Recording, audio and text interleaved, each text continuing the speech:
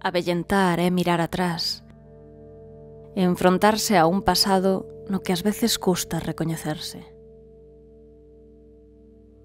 Vellos amores silenciados, desencontros, débedas pendentes, aldraxes amoreadas en moitos anos de silencio.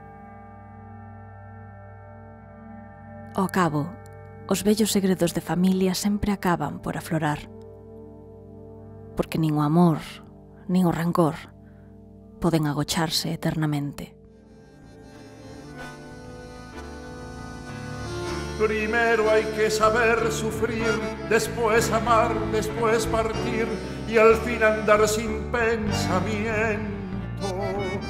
Perfume de naranjo en flor, promesas vanas de un amor que se escaparon en el viento.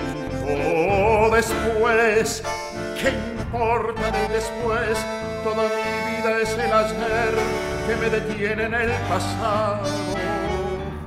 Eterna y vieja juventud que me ha dejado acobardado como un pájaro sin